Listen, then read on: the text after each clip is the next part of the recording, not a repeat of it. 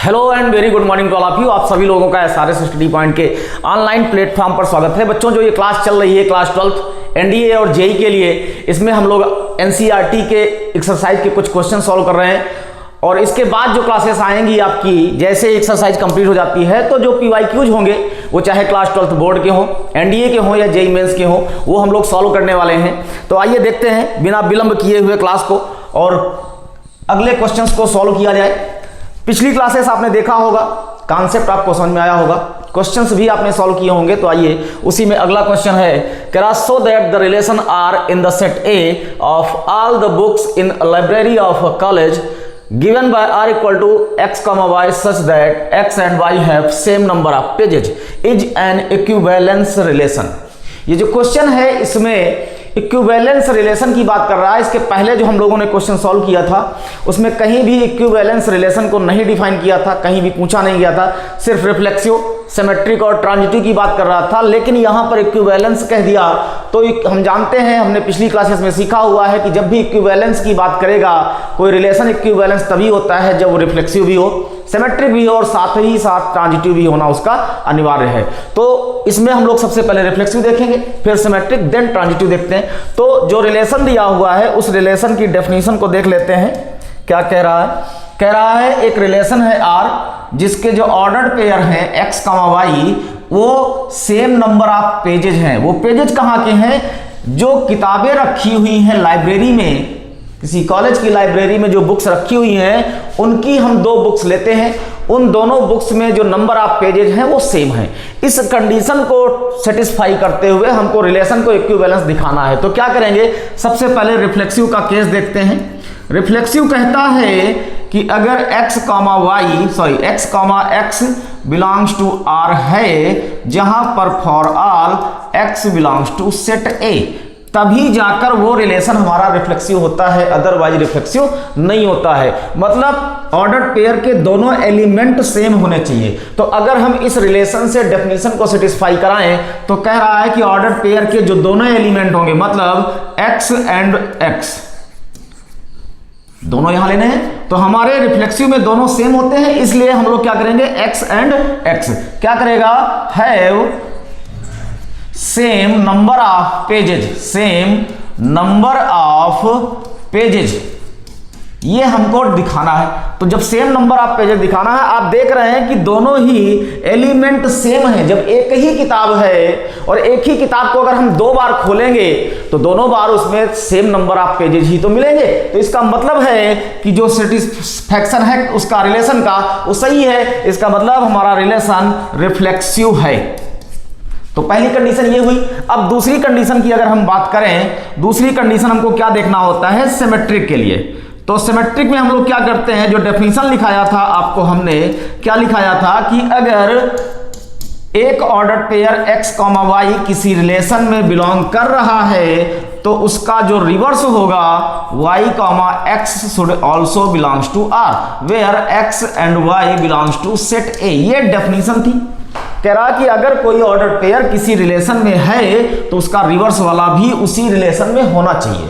तो अगर हम बात करें यहां पर तो x कामा y का मतलब क्या हुआ? x कामा y का मतलब हुआ x and y have same number of pages, same number of pages. ये तो दिया हुआ है रिलेशन में। अब इसका उल्टा हमको सोचना है। क्या है कि अगर x और y दो बुक्स हैं जिनमें सेम नंबर ऑफ पेजेज हैं, तो हम इसको ये भी तो कह सकते हैं कि y and x have same number of pages. बिल्कुल सही बात होगी कि अगर दो किताबों x और y में सेम नंबर ऑफ पेजेज हैं तो हम y और x में भी सेम नंबर ऑफ पेजेज हैं, ये कह सकते हैं। इसका मतलब है कि जो रिलेशन है उसमें y कॉमा x भी बिलोंग कर रहा है। तो जब x कॉमा y था और y कॉमा x हमको मिल गया तो इसका मतलब है कि रिलेशन हमारा सिमेट्रिक हो गया। अब रिफ्लेक्सिव भी हो गया, सिमेट्रिक भी हो गया, तो ट्रांजिटिव देख लेते हैं। ट्रांजिटिव क्या कहता है? ट्रांजिटिव कहता है कि if x comma y belongs to R and y comma z belongs to R implies that x comma z should also belongs to R where x comma y comma z belongs to set A। ये transitive की definition है कि अगर कोई relation है जिसमें एक ordered pair x comma y exist कर रहा है एंड y comma z भी एग्जिस्ट कर रहा है तो हमको x comma z भी उस रिलेशन में मिलना चाहिए। अगर x comma z मिला तो रिलेशन ट्रांजिटिव होगा और x comma z नहीं मिला तो रिलेशन ट्रांजिटिव नहीं होगा। चलिए देखते हैं कैसे।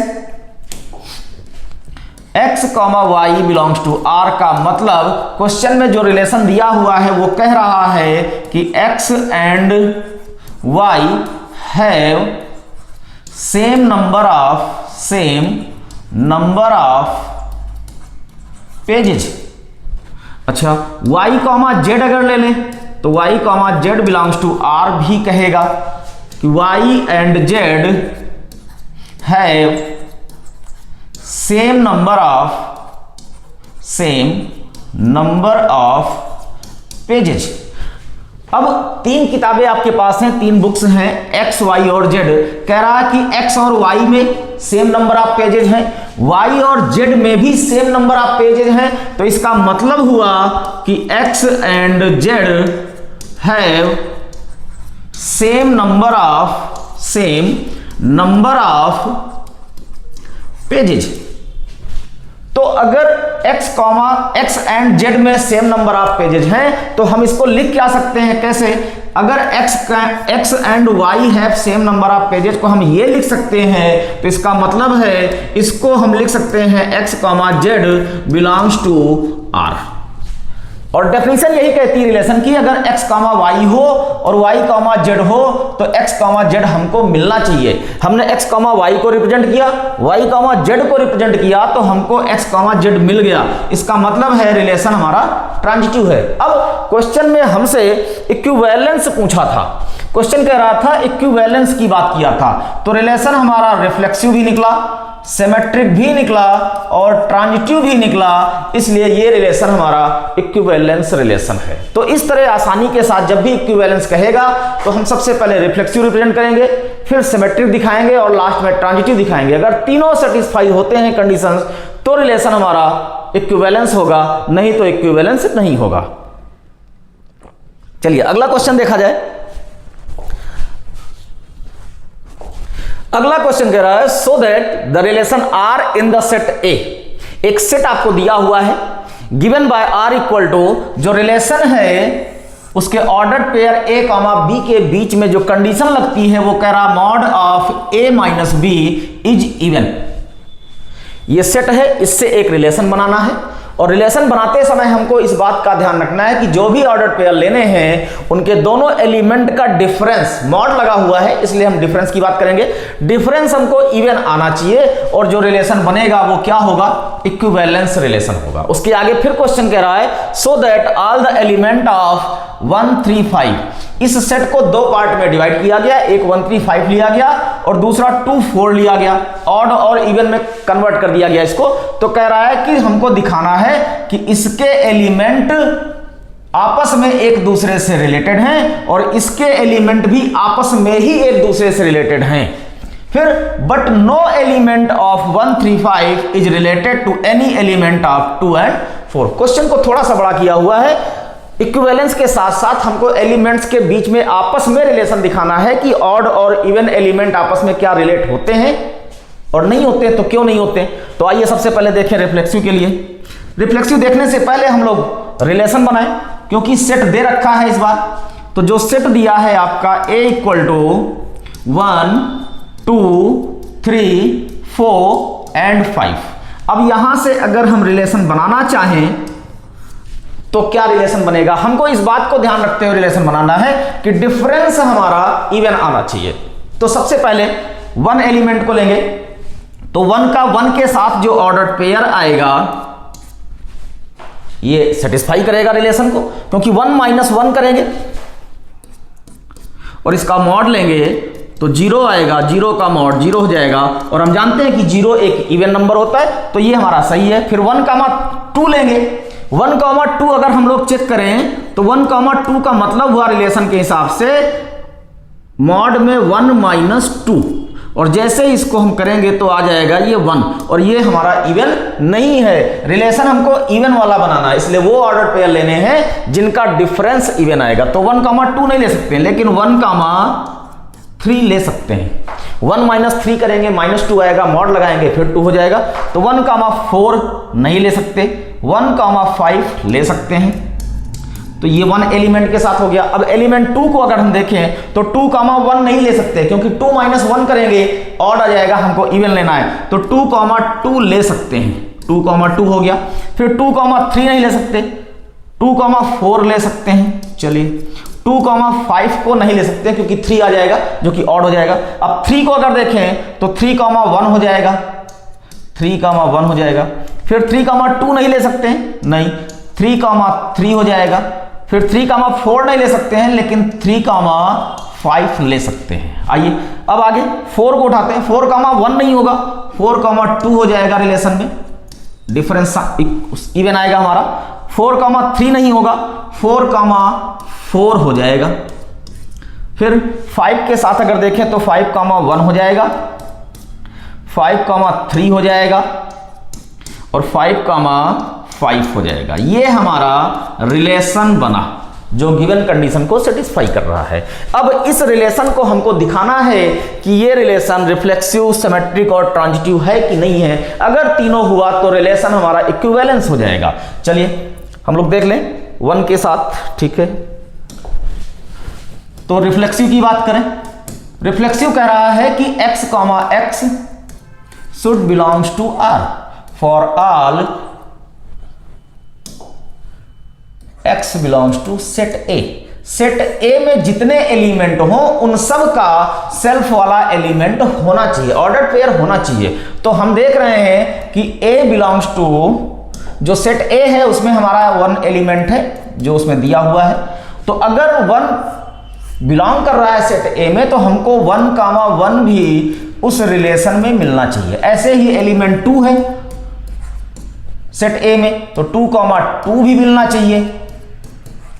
3 है सेट A में तो 3, 3 भी मिलना चाहिए। फिर 4 बिलोंग्स टू A है तो 4, 4 भी मिलना चाहिए। और 5 बिलोंग्स टू A है तो 5, 5 भी उस रिलेशन में मिलना चाहिए। अगर ये पांचों ऑर्डर पेयर उसमें मिल गए तो रिलेशन हमारा रिफ्लेक्सिव हो जाएगा। तो आइए देखते हैं रिलेशन में। 1, 1 है, 2, 2 है, 3, 3 है, 4, 4 है, और 5, 5 भी है। इसका मतलब है कि रिलेशन हमारा रिफ्लेक्सिव है। क्लियर हो गया। अब सिमेट्रिक देखते हैं। सिमेट्रिक कह रहा है कि अगर x, y मिला है तो y, x भी मिलना चाहिए। तो चेक कर लेते हैं। x, y का मतलब ऐसा ऑर्डर पेयर जिसके दोनों एलिमेंट अलग हैं।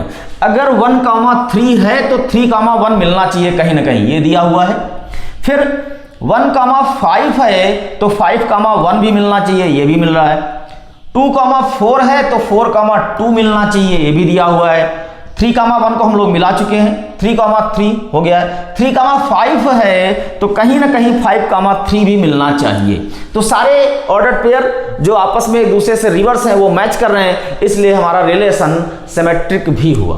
अब ट्रांजिटिव की अगर बात करें तो ट्रांजिटिव क्या कहता है कि if x, y belongs to R and y, z belongs to R तो आपको x, z मिलना चाहिए।